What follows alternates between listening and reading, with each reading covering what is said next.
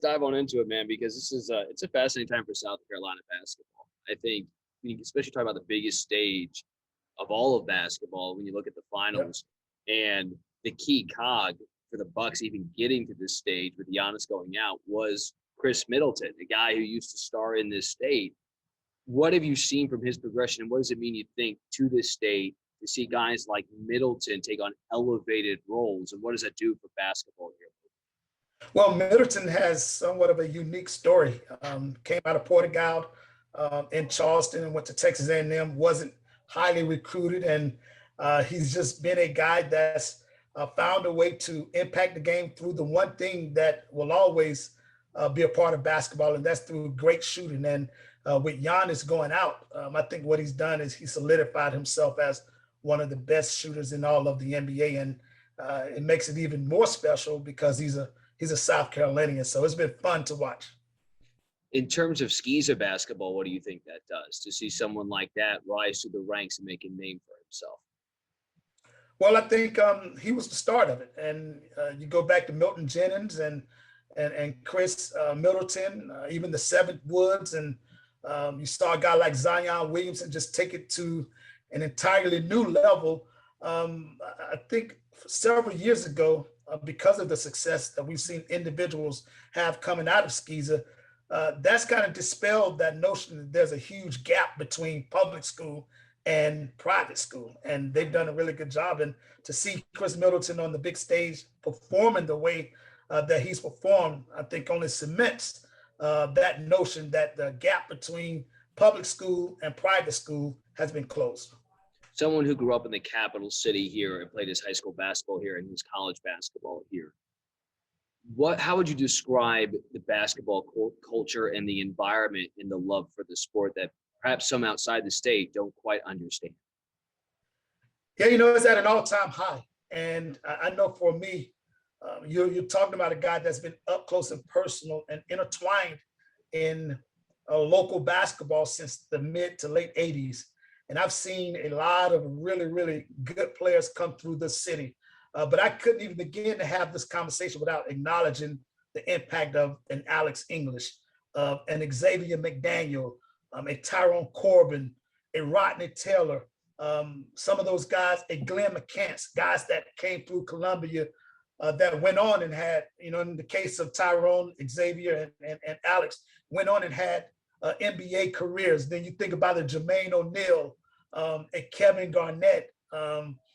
We can go on. And then to have a guy like Ja Morant and Zion Williamson to take that big, big step and really shine that bright light on Columbia basketball, but also South Carolina basketball. Columbia has been the Mecca. Columbia has been the destination when you talk about South Carolina basketball. And a lot of that has to do with not only the fact that there were some really good players, and this is no disrespect to other cities throughout South Carolina, but we've had some really good players.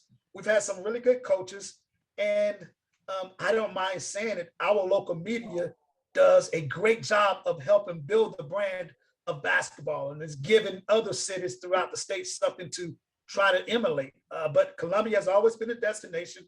I think it will always be the destination. And when you look at the players that have come out, when you look at the most successful teams, there's always had a correlation or connection to South Carolina. Do you think South Carolina gets its just due on a national stage for the talent it produces? You mentioned a few big names there, Garnett, Jermaine O'Neal, and someone who's originally from outside the state. I can tell you, no one talked about them growing up in South Carolina. Yeah. That was kind of an afterthought.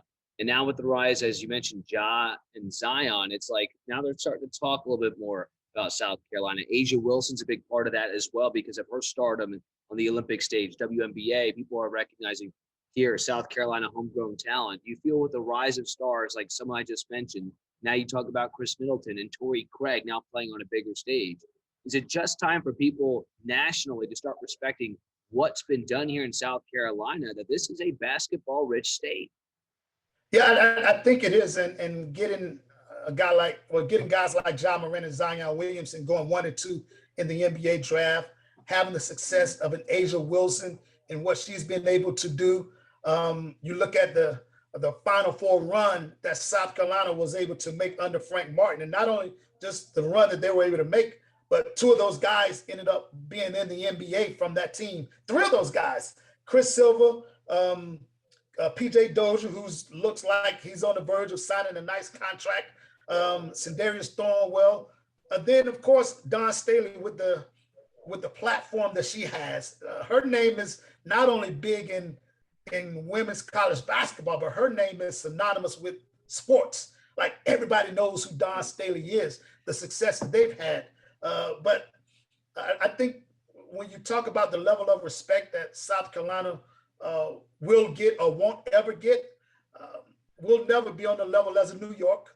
We'll never be on the level of a DC or a Detroit or Chicago.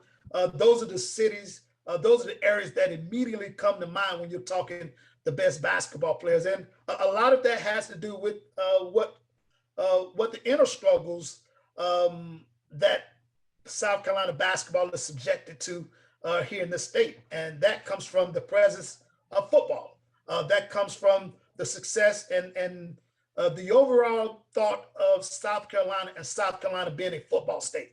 It's no secret that football is a priority here. It's no secret that there's a lot of resource and a lot of attention that's always paid to football. That's fine. But I'm stubborn enough to believe that there's still a place for basketball. And if you don't believe me, just go back to the late 80s when you had two high school teams in Lower Richland and Eau Claire sell out the Carolina Coliseum. I'll put that up against anybody in the country. If you don't believe, just look at what John Morant and Zion Williamson were able to do. And I could go on and talk about examples, but I think we understand that football is king. But again, I'm stubborn enough to believe, like most basketball coaches and those that are associated with basketball, that there's a place for basketball in the state. And until we recognize that as a state, I think it's going to be hard. And there's going to be that proverbial hurdle in the minds of many folks that are across the country when it comes to how important, how big South Carolina basketball is.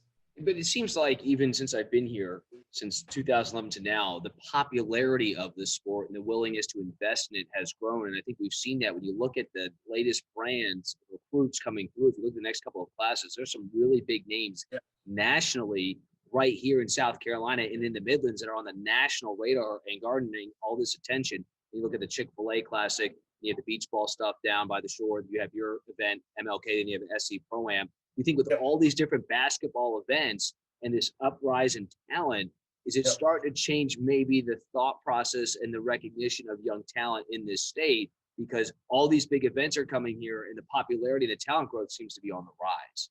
Now, you're 100% correct. And the popularity is on the rise. And a lot of that has to do with the talent that we have here in South Carolina. And I know for me, what I've always tried to do in my events, I try to make sure we celebrated the folks that are in the city of Columbia or the state of South Carolina. Because here's the secret. The more attention that those guys generate, the more excitement that those guys generate, the more players that will get recruited. And when you look at the top players that are here right now, and if you didn't believe that, there was a clinic 2 weeks ago in Rock Hill, and some of those top players that you're talking about being nationally ranked, Rock Hill became a destination for many of the top coaches throughout the country. The top programs were in Rock Hill to see South Carolina players, and that says a whole lot. And again, you look at the current guys that are in the NBA, Torrey Craig, Chris Middleton's, PJ Doziers, the Sindarius Thornwells, and naturally Zion Williamson and John Morant, with what they've been able to do, they force people and they force the basketball world to look at South Carolina with a different eye, with a different focus, with a different interest. Now, I remember being at a South Carolina game and ran into an NBA scout, and we were talking about South Carolina basketball, and this was on the eve of my MLK event. And the one thing he said was, man, do you guys have the next John Morant or Zion Williamson playing in that event? And that's just the attention that those guys have generated. That's the level of excitement that those guys have generated. That's why the bright light that's now shining on South Carolina has become a lot more focused. And I think we'll see a lot of our young people benefit from that. And I think we're seeing it now when you look at the stars and the recruiting rankings and the coaches, as you mentioned. coming in to take, you've been so involved in basketball your entire life here, and I know you've been able to see some of these rising stars come through the mix. What was it like watching Torrey Craig play in the area, Great Falls, and obviously shine on the brighter stages as he went through his progression? But to be where he's at right now, a young pro, fourth year, and be able to find his footing here with the Suns, what's been like just watching his evolution, and what was he like as a younger player? Did you envision this for him when you were watching?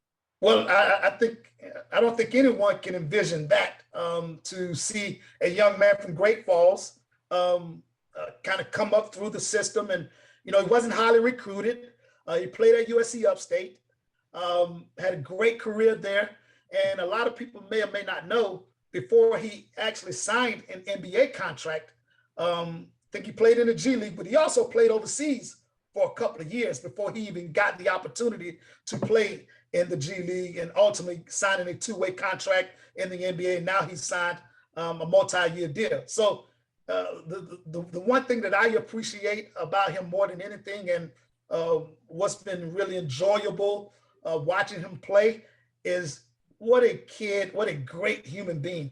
He exudes with humility. We're in year number 9 of the SC Pro-Am, and Joe, you would not believe, he's been at every Pro-Am for every season. And not only that, even after signing and playing in the NBA, after every game, he sees fit, he sees enough of what we're doing to say thank you. Thank you for letting me play in the Pro-Am. And I'm thinking, are you kidding me?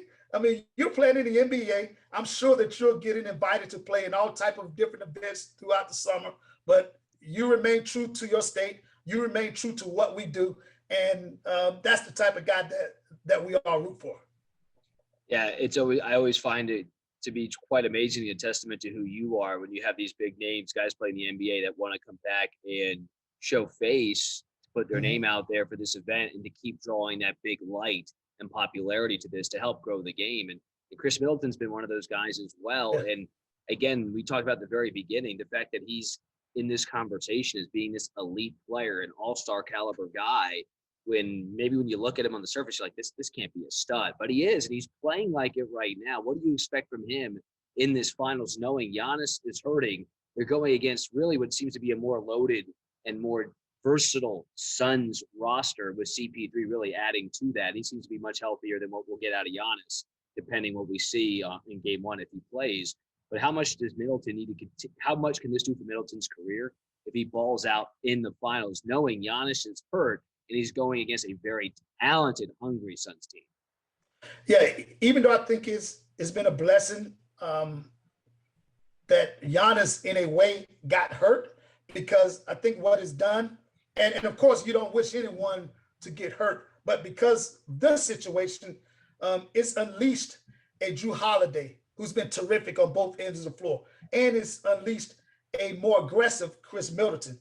I'll take it a step further. Even when Giannis was playing and he was healthy, Giannis would get you to a certain point, but I think we saw the evolution of Chris Middleton, the closer.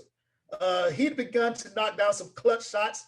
A lot of the offense started running through him. He's a great free thrower, and he'd begun to add a lot of value to himself down the stretch. And with or without Giannis, I think it's fair to say that Chris Middleton will play a big role in how much this team is able to move forward and how much success they'll have against the Phoenix Suns. What makes Torrey Craig so valuable to the Suns? I mean, we've seen it with other guys, in the NBA, guys who really embrace the role, whatever it is. And it seems with the Suns, he's really found his perfect fit as a unit. He's bounced around a little bit, as you know, but it seems with the Suns, at least the second half of this season, what we've seen in the postseason, is he's really caught on and found his role and footing with the Suns. I don't know how much you're able to watch of him with Phoenix, but what have you seen from his game that just allows him to really flourish in that role and embrace that opportunity? Well, you just touched on it. And in sports, it's all about identifying your role, accepting your role, and then embracing your role. And that's what Torrey Craig has done. He realizes what his strength is. And what his strength is, it's all about being able to defend the team's best wing offensive player.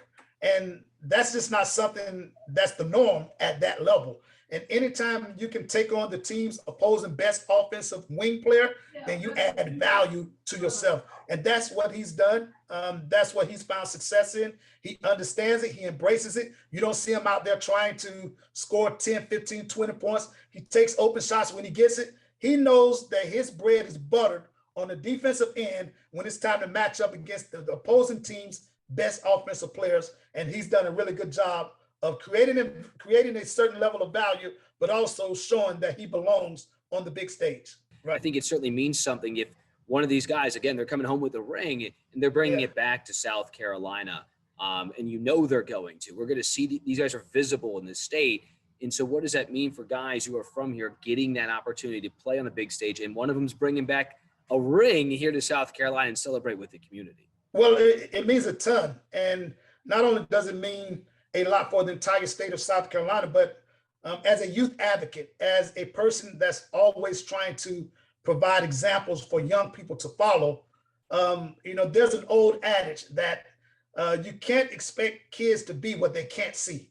You can't expect kids to be what they can't see. Well, guess what? They can see and touch these guys. They can talk to these guys on a regular basis. So that right there in itself is motivation. That is encouragement. That is what young people need to see, that if that person can do it, then if I work hard, if I have a great attitude, if I'm a really good teammate, if I persevere and I commit myself and sacrifice, then I could be the next Torrey Craig. I could be the next Chris Middleton. I could be the next PJ Dozier, John Morant, Zion Williamson, and Darius Thornwell. And by winning and playing well on the biggest stage, will only bode well for the state of South Carolina and certainly our young people. Yeah, and again, just to even take that a step, further, when you look at the women's side too in the high school ranks, you have some of the top recruits in the nation play women's basketball here in high school, and a lot of that was spurred on by Asia staying here. And so, in your mind, you can't keep all these guys. There's so much talent now; it's impossible to offer all these guys and keep them in state. That's just not going to happen. That's so unrealistic at this point because of the brand of talent that's risen, which I think is a good problem. There's so much talent now in this state that there's no way you can keep everybody. That's no longer a possibility. But how significant will you think it is moving forward? And you've seen it on Clemson's roster and South Carolina now bringing some of these guys in as well, just to get at least one of these top guys per class. Because again, there's too many now, which is a great problem to have, but to at least get one to keep those eyes on, hey, South Carolina, we got great basketball here. There's nowhere around it. If you're South Carolina, if you're Clemson, you got to find a way to be in the mix. You got to find a way to get in on these kids early on. And that's been a challenge. And in fairness to Frank, I know that's one of the criticisms that he's been subjected to. But I'll take it and go back further, back to the 80s and the 90s, where you had a lot of really, really good basketball players that decided not to stay here in Columbia or go up to Little John and play at Clemson. So that has been a challenge. But moving forward, that's an area that I think even Frank and Brad Brownell would agree that they need to have more success in. And speaking specifically about South Carolina, when you look at their years of success, when you look at the biggest moments in program's history, there's one correlation. There's one single connection that ties all of those big moments together, with the exception of the early 70s when they won the ACC. But going back to Coach Fogler, the SEC championship, going back to the Final Four, going back to some other moments, anytime this team has been good in Columbia, it's been because they've been led by South Carolina guys. And that's the one common denominator. That's the one common thread that brings all of those or connects all of those big moments of the program together. If you want to continue to have some of those moments, then it becomes imperative that you're able to keep one or two, and not just recruiting or signing one of the top players from South Carolina. I think for South Carolina to be good, they have to find a way to sign one of the top two players that's coming out every single year, because you can be in the top five, but being in the top five doesn't necessarily signify you're good enough to be a Power 5 player. You're the top player, top two players, 9 times out of 10, you're good enough to play at that level. South Carolina, Clemson have to both find a way to always be in the mix, so that it's hard for these future prospects to say no to South Carolina, no to Clemson. And that's what I want, and I'll get you out of here with this. If they can turn that tide in recruiting, because again, it's about building that brand, right? But because we've had some of the bigger names recently get on the stages, like, look, these guys are from South Carolina and they're making noise. And then they realize, oh, they didn't play their college ball here in the Yeah. state. But now if they know like all these guys are starting to come out from South Carolina, do you sense maybe like a turn in the worm, so to speak, to kids maybe being more inclined to think of staying in South Carolina and building up that brand? We know Dawn's done a masterful job at South Carolina in building her brand and now making South Carolina women's hoops a mecca for recruits to want to come and play. And I'm wondering, because of the rise, even though these guys are in the NBA and they didn't play some of their college ball here, but because of the influx of talent and all the eyes coming, do you think it makes it more appealing to stay in the state of South Carolina because of all the attention and popularity that the game is garnishing because of these guys and what they've accomplished? Do you think that could help in recruiting as well? Like, listen, the homegrown talent's here. You're seeing it at the high school level. Why don't you stay here and complete the mission? You don't need to go elsewhere to build your name. You can build your brand right here in South Carolina. No doubt about it. And you mentioned Dawn. Dawn has just created a monster down there. She's on a totally different level where Columbia is a destination for the top women's basketball recruits. So she's just on a different level right now. She can pick and choose who she's going to recruit, and that's a special place to be in. And when it comes to trying to make sure South Carolina is able to keep some of these top prospects, we as a society, we fall prey to recent history. We fall prey to recent memory. And there's a great memory that supports everything that we're just talking about when it comes to staying home, being productive, being a part of a winning program, and being a part of a big, big moment. A couple of years ago, Sindarius Thornwell had the opportunity to go and play anywhere in the country. He was recruited by every ACC and SEC school, with the exception of maybe Duke or North Carolina. He could have gone anywhere. He chose South Carolina. PJ Dozier was a McDonald's All-American. He had the choice of going to any school in the country, to include North Carolina, to include Syracuse, to include Kentucky, some of those other programs, Kansas. Guess what? Both of those guys I'm flattered you threw Syracuse in there. Thank you. I know that was for me. Both of those guys went against the grain, and what they were able to do is not only lead their program to a Final Four, but they also ended up living out their dream of now playing in the NBA.